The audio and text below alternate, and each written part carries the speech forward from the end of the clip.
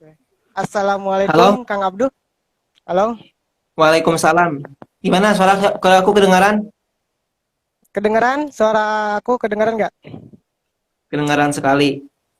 Oke, oke.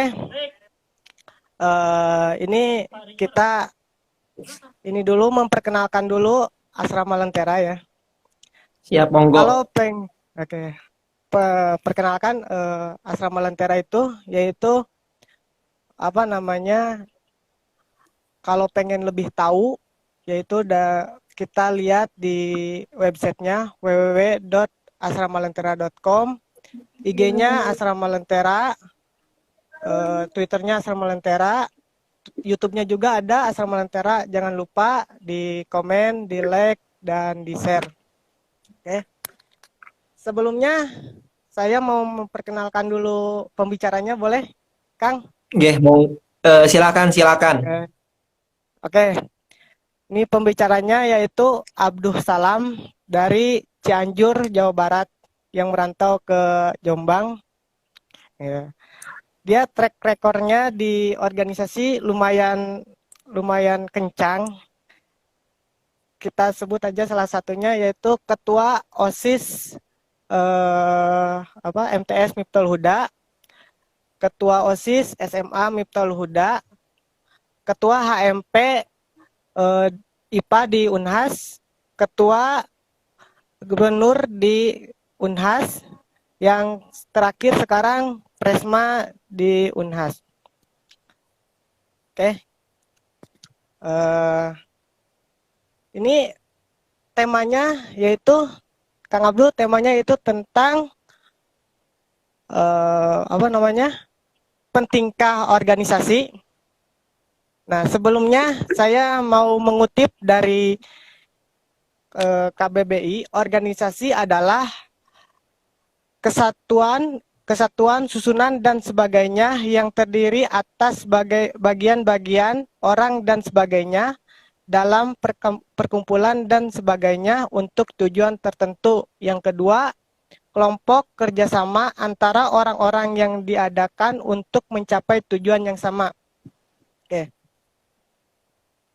Langsung aja ya ke pembahasan, Kang Abdul. Iya, monggo silakan. Oke, Gimana? oke. Saya mau menanyakan, organisasi menurut Pak Presma itu apa? Oke lah.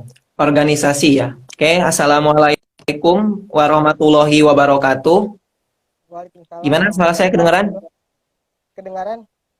Bismillah, alhamdulillah, wassalatu wassalamu ala rasulillah wa ala alihi wa sahbihi wa mawalah.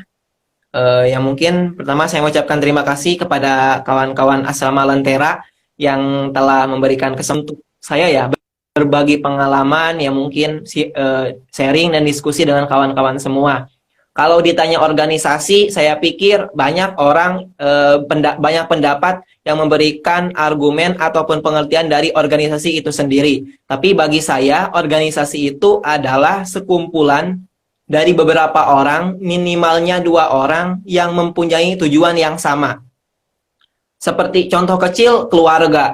Keluarga menurut saya adalah sebuah organisasi yang dimana tersusun dari suami dan juga istri. Suami sebagai kepala keluarga dan istri sebagai salah satu anggota keluarganya. Jadi kalau mau meruntut tentang organisasi, saya pikir hal terkecil diri kita sendiri juga ya tidak akan lepas dari yang namanya organisasi gitu. Itu pengertian saya untuk awalan ya. Intinya kalau saya mah organisasi itu ya perkumpulan dari beberapa orang, ya minimalnya 2 orang yang mempunyai tujuan yang sama gitu. Ya.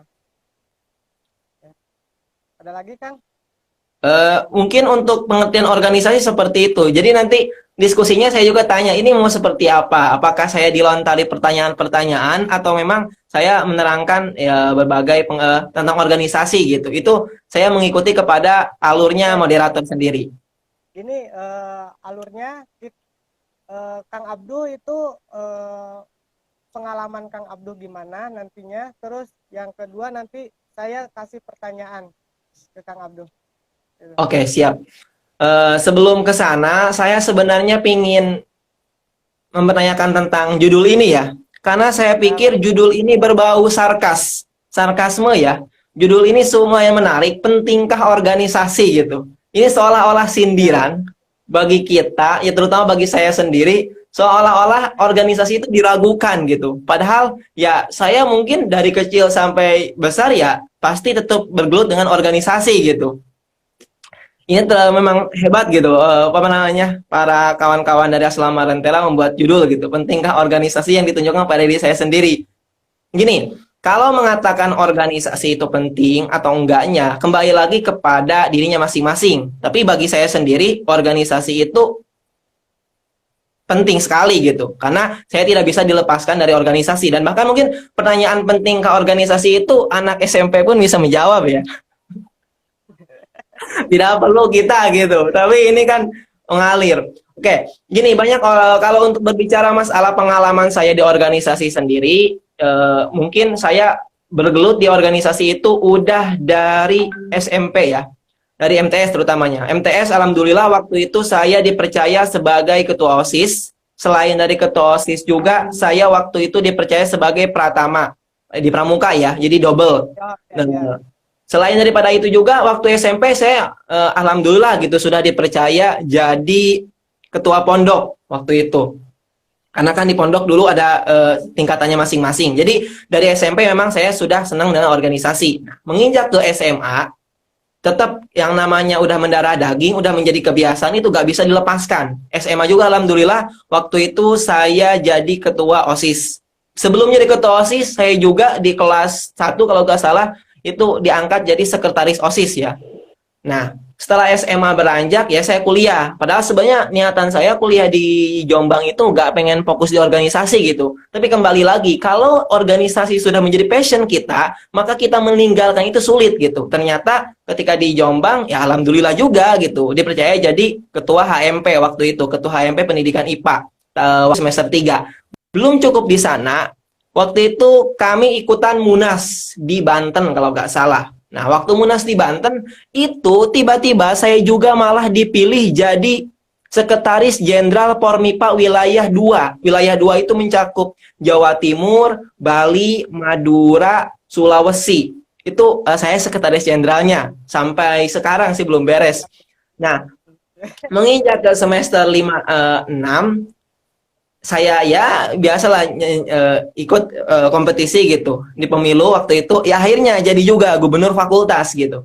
Setelah itu ya kemarin waktu semester 7 ikut juga kompetisi, maksudnya di pemilu nyalon jadi presma, akhirnya menang juga gitu. Intinya bagi saya organisasi itu memang sangat berharga, bukan hanya hobi, tapi ini benar-benar menjadi kebiasaan yang mungkin gak bisa saya tinggalkan kalau berbicara masalah pengalaman organisasi. Jadi dari mulai usia saya SMP sampai sekarang, saya tidak pernah lepas dari yang namanya organisasi, baik di pondok ataupun di sekolah seperti itu, ataupun di kampus ya.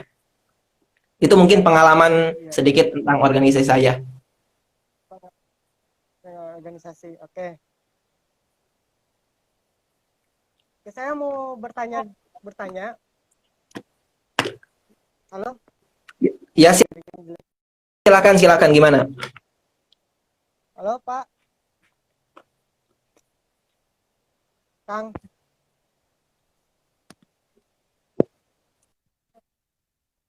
Bagus gak? Kedengaran gak suara saya?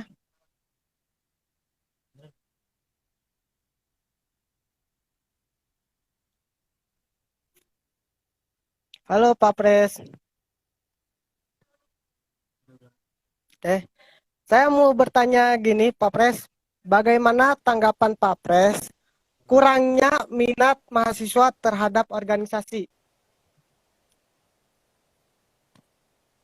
Halo, gimana? Ya. Saya mau bertanya lagi. Bagaimana tanggapan Pak Pres kurangnya minat mahasiswa terhadap organisasi? Nah, ini yang sering menjadi permasalahan ya. Kurangnya minat mahasiswa terhadap organisasi. Kalau saya sih melihat animo mahasiswa terhadap organisasi itu, kalau organisasi intrakampus ya, saya membahas organisasi intrakampus dulu ya, karena saya di sini menempatkan diri, memang pengalaman saya banyak di organisasi intrakampus itu. Kalau saya melihat memang kurangnya mahasiswa ikut organisasi itu ya karena gak ada apresiasi dari pihak kampusnya sendiri. Kalau kawan-kawan semua melihat di kampus-kampus negeri, yang mungkin ada apresiasi lah untuk mahasiswa itu sendiri, animonya sangat tinggi gitu, hasrat dan minat mereka itu tinggi untuk ikut. Nah, kalau saya melihat di kampus saya sendiri kenapa kurang, ya karena apresiasinya kurang juga. Kemudian selain daripada itu, karena kurang dirasa organisasi di kampus saya sendiri, orang menganggap ya cuma gitu-gitu aja organisasinya, nggak ada kegiatan yang benar-benar bisa nyata ataupun yang lainnya. Banyak mahasiswa itu yang memang meragukan gitu terkait organisasi. Yang paling utama itu. Kemudian banyak orang juga yang beranggapan bahwasanya terutama di pondok ya, organisasi itu sangat mengganggu atau bahkan bisa dikatakan kegiatan kuliah akademik. Sangat mengganggu kuliah akademik, terbengkalai, bisa kuliahnya gak ikutan ataupun yang lainnya gitu. Maksudnya ketika masuk jam kuliah, dia gak ikutan karena harus mentingin organisasinya. Nah, kalau menurut saya gini, melihat fenomena itu, kalau di kampus negeri, sebenarnya kawan-kawan yang aktif di organisasi itu selalu dapat penghargaan dari dosennya, dalam artian ketika dia fokus di organisasi intrakampus katakanlah, dia itu selalu diberikan izin seperti itu. Jadi nggak ada alasan kalau seandainya mengganggu akademik. Kemudian kalau di kampus kami sendiri, kalau di kampus Unhas ya, saya mengatakan seperti di Unhas, itu mohon maaf ya, saya selama jadi presma, perasaan baru 2 kali ya bolos. Baru 2 kali bolos, nggak masuk kuliah. Ya, gimana? Baru 2 kali bolos gak masuk kuliah. Jadi bagi saya sendiri organisasi itu tidak menghambat perkuliahan seperti itu ya. Karena orang ada yang menganggap gak mau masuk organisasi itu takut menghambat perkuliahan seperti itu kan? Iya, iya. Oke, tapi kalau memang menghambat kegiatan di pondok itu mungkin bisa saja ya, bisa saja. Karena kenapa? Kenapa? Karena memang ketika kamu fokus di organisasi, terutama organisasi intrakampus, kegiatan yang harus kamu luangkan itu tidak hanya ketika waktu kuliah saja. Mungkin setelah kuliah, dari habis asar katakanlah sampai malam, kita harus tetap stay di kampus gitu untuk mengelola organisasi kita. Makanya mungkin kegiatan di pondok akan terbengkalai seperti itu. Makanya untuk kawan-kawan yang memang ada di pondok, ketika dihadapkan 2 hal, ya harus dipilih antara fokus di organisasi kantra kampus, tapi mengorbankan di pondok, atau memang fokus di pondok gak bakal bisa si kampus seperti itu. Nah, kalau saya melihat fenomena terkait kurangnya minat mahasiswa sih, saya bukannya bodoh amat ya. Beberapa kali kita selalu mengajak kawan-kawan untuk masuk di organisasi karena memang prospek dari masuknya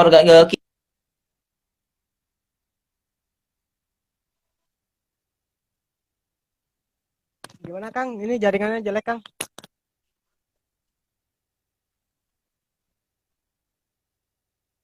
Halo.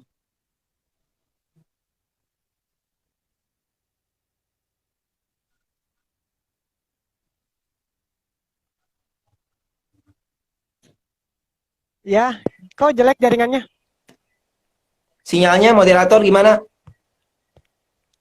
Ya, di situ jaringannya jelek juga. Kok muter?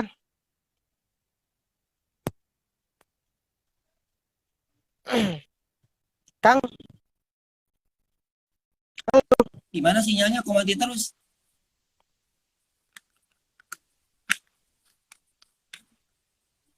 iya kok mendet-mendet nih. Halo, iya. Gratisan soalnya. Gimana? Waduh, parah ini, gimana kok gratisan? Kagak lah. Ini kok mendet yang Kang Abduh juga mendet. Mungkin di sana yang Iya, saya karena juga dari mendet. sana juga mati barusan. Oh gitu ya. Gimana? Maaf, dimaafkan gimana? Maafkan. Ya gimana terusin Kang? Iya, kalau tadi kan bertanya tentang ya yang saya omongin barusan, intinya Ya, kalau memang bertanya tentang kurangnya minat mahasiswa masuk organisasi, saya pikir itu kurangnya apresiasi. Itu sih faktor paling utamanya. Intinya gini, ketika kamu masuk organisasi, apresiasi yang kamu dapatkan, katakanlah, yang mungkin seperti bebasan SPP kuliah, kemudian kamu juga dapat penghargaan dalam bentuk piagam ataupun yang lainnya, pasti banyak orang yang berbondong-bondong masuk organisasi. Tapi kalau seandainya apresiasinya kurang, ya jangan salahkan gitu. Kalau banyak mahasiswa yang apatis terhadap organisasi gitu. Seperti itu. Jadi kan gini, intinya kamu masuk ke sesuatu itu harus ada timbal baliknya. Kalau gak ada timbal baliknya, ngapain toh kamu repot-repot gitu kan, seperti Capek-capek itu. ya. Nah iya, ngapain Iya, iya. ngusung-ngusung bendera, ngusung-ngusung apa namanya kursi, kalau nggak dapat apa-apa kan buat apa toh? Iya. Oke, mungkin ini kok mendet-mendet ya jaringannya. Jaringan sampean nih mendet-mendet. Aduh, maafin, maafin. Padahal ini udah Ya, pakai wifi nih. gimana Oke, gimana mungkin apalagi? pertanyaan barusan mungkin itu jawabannya ya, Kang. Iya, yang paling utama itu kalau menurut saya. Oke, oke, oke. Oke, saya mau bertanya lagi boleh, Kang? Monggo terus langsung. Oke, oke. Bagaimana tanggapan Pak Pres bagi mahasiswa yang sudah masuk organisasi tapi hanya menumpang nama tanpa berkontribusi? Nah, ini banyak mahasiswa yang masuk organisasi Ya, hanya untuk tumpang nama ya ataupun gaya-gayaan ya, gitu.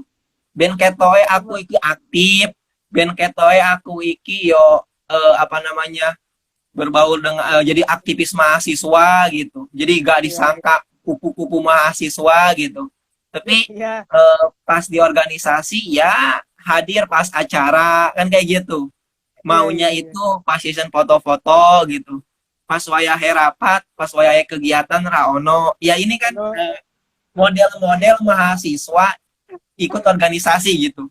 Ada mahasiswa itu yang pengen ikut organisasi, ya tujuannya itu satu, mengabdi. Nggak pernah mau oke jadi ada. ketua, nggak mau jadi koor, maunya jadi dekdok aja terus. Dari mulai semester 1 sampai semester akhir, peralatan bagiannya, usung-usung. Ada yang kayak gitu.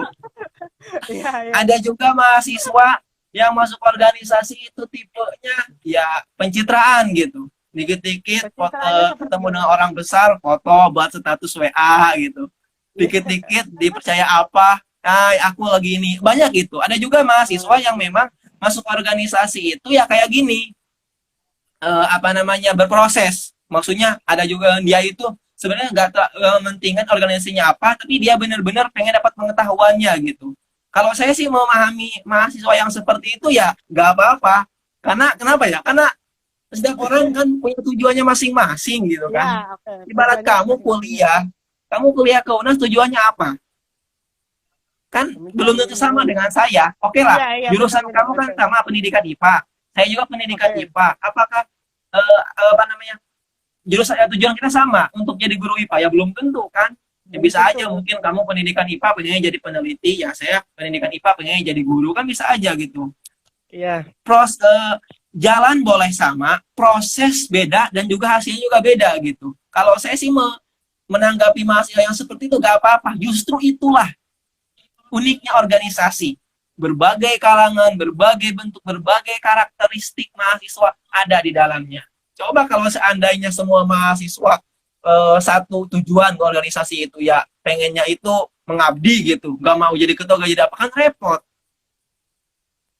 Kemudian satu lagi mahasiswa itu pengennya gaya-gayaan, tuh organisasi cuma numpang nama sama untuk swap foto aja gitu. Ya kan repot juga, gak ada yang kerja. Intinya semuanya saling melengkapi seperti itu. Oke, seperti itu Mas. Tapi enggak apa itu enggak memberatin dah. Cuma numpang nama Loh, doang. ya memang kalau mau ditanyakan memberatkan atau enggak, pastilah memberatkan untuk kawan-kawan yang lainnya gitu. Tapi kan Iya. menurut saya, katakanlah panitia seminar katakanlah ini ada 50 orang. Paling yang cuma sukanya ada pas foto aja, maksudnya pas sering tampil pengen foto gaya-gayaan jarang kerja paling 5 atau 4 orang kan, nggak semuanya gitu. Ya pasti Iya. memberatkan. Tapi kan Iya. kita juga kalau dalam organisasi, kalau memang ini bukan organisasi profit ya, beda kalau dengan organisasi profit. Saya membahasnya organisasi mahasiswa gitu, apalagi di kita kan Hmm. memang sistemnya itu lillahi ta'ala gitu kan. Jadi terlalu ironis kalau kita menempatkan organisasi seperti kampus kita sendiri gitu, yang memang ya apresiasinya kurang, terus selektif dalam memilih panitia, ketika dia gak kerja cuma foto aja dikeluarkan. Ya nggak gitu juga gitu. Orang pengen berproses gitu. Yang penting Iya. dari keseluruhan panitia itu jangan sampai lah semuanya kayak gitu kan. Berarti yang enggak yang sebagian itu tujuannya udah berbeda dong. Misinya udah Loh, berbeda dong. Kan tujuan organisasi itu dengan tujuan yang sama, misi yang sama. loh, gini Mas, maksud tujuan yang sama dan misi yang sama itu, contoh nih, Ya, saya sama sampean sama-sama aktif di BEM ya, Universitas Hasyim Asy'ari, ya, kan gitu. Tujuannya itu apa? Untuk memaju dengan visinya kan, visinya kayak gini, ya. untuk meningkatkan apa? Meningkatkan kredibilitas, kualitas dan yang lainnya gitu. Adapun tujuan kalian di belakangnya pengen gaya-gayaan, foto, bisa foto dengan menteri, bisa foto dengan para profesor, itu ya monggo. Karena ketika saya tanya kalian masuk organisasi panitia, pasti jawabnya ingin mensukseskan acara kan? Iya, iya. Ya saya tanya, ada nggak mahasiswa yang memang sebenarnya dia itu cuma pengen foto-foto aja, tapi ketika kita tanya ya pasti anggapannya loh, saya ingin menyukseskan acara loh di sini, bukan hanya untuk kayak foto-foto aja, kayak gitu kan? Ya kita kan nggak tahu gitu tujuan dari hati nuraninya seperti apa. Iya, iya, iya. Kita kan bukan malaikat gitu ya, yang bisa mengukur orang. Iya, iya, iya. Nah, terus saya pengen tahu tahu lagi tentang kan kita mahasiswa nih, organisasi mahasiswa. Mahasiswa itu kan ada di mahasiswa itu ada dua kan, ada internal, ada organisasi internal, ada organisasi eksternal, ya kan? Di mahasiswa itu. Nah, saya mau nanya lebih apa namanya eh, kelebihan internal itu apa, kelebihan eksternal itu apa, kekurangan internal itu apa, kekurangan eksternal itu apa. Saya pengen tahu itu gimana, Mas? Oke, organisasi mahasiswa kalau di kampus itu ada dua ya, kata sampean, Ya. ada ormek, ada juga organisasi intra kampus, ada organisasi ekstra kampus gitu. Ekstra Kalau kampus, ya. ditanya kelebihan masing-masing ya pasti beda-beda gitu. Tapi kalau untuk ekstra saya juga kurang begitu mendalami karena saya juga gak aktif di organisasi intra kampus gitu. Tapi yang jelas kalau untuk organisasi intra kampus manfaat yang kita dapatkan ya tadi pertama mungkin kita bisa intinya pertama menambah relasi kawan di kampus sendiri gitu. Pertama itu. Jadi maksudnya ketika kita masuk organisasi intra kampus, katakanlah aktif di HMP nih, kita bisa saling mengenal kawan-kawan di HMP yang lain. Katakanlah HMP Pendidikan Bahasa Indonesia mungkin bisa mengenal HMP Teknik dan yang lainnya. Kemudian yang kedua juga kita mungkin bisa menambah pengetahuan ataupun wawasan.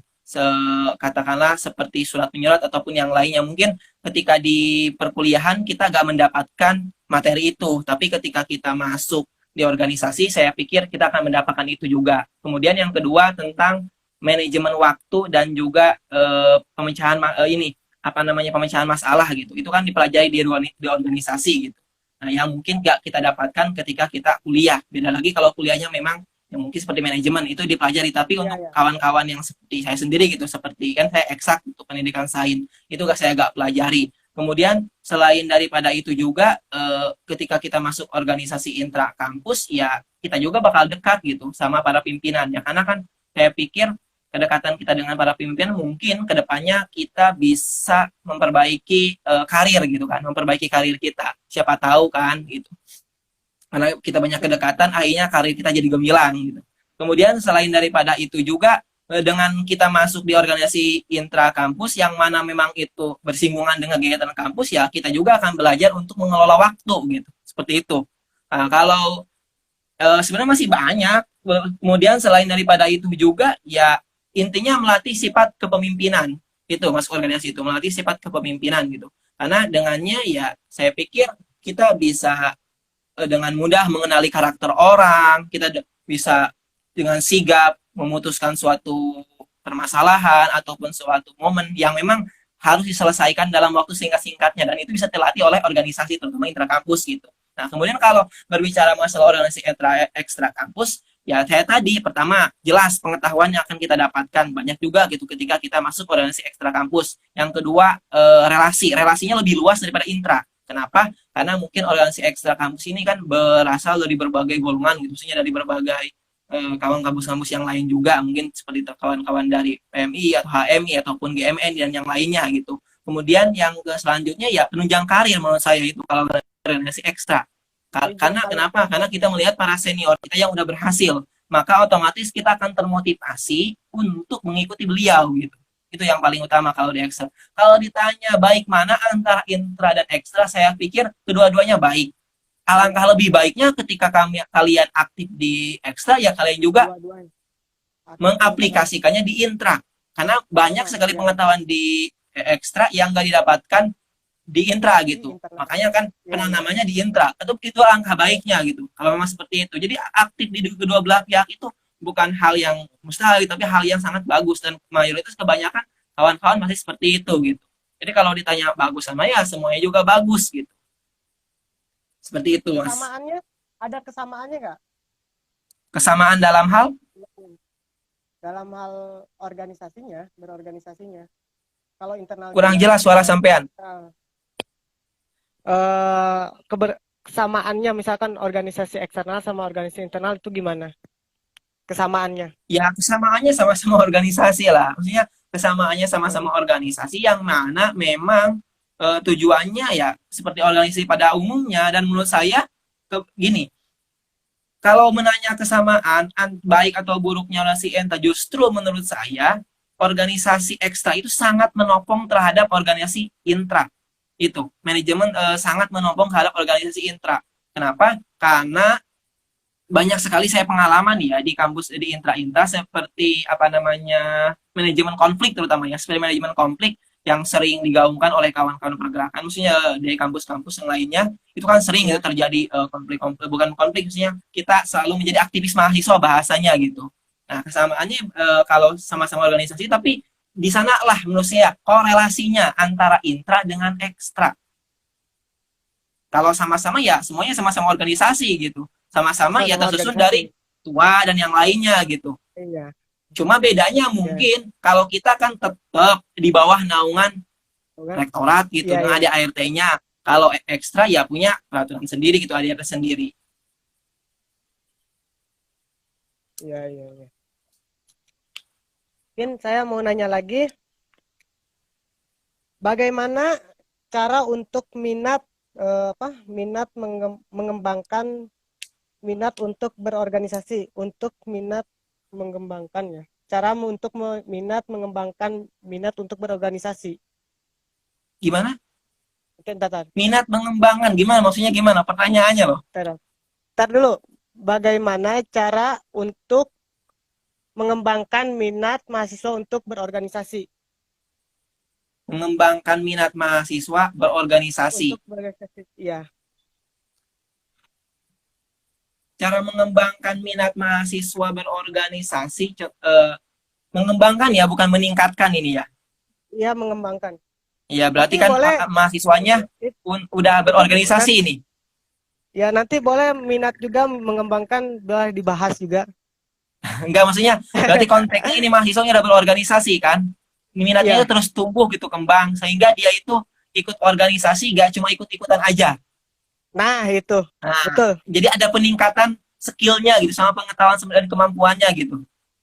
Nah, ini menurut saya kalau di sini ini tugasnya dari senior organisasi itu tersebut. Makanya kalau di organisasi ekstra pasti tidak 100% anggotanya itu dari semester bawah. Rata-rata pasti dari semester atas. Nah, kenapa harus dari semester atas? Semester atas ini menjadi leader untuk semester bawahnya. Sehingga ketika mereka berproses dalam organisasi, mereka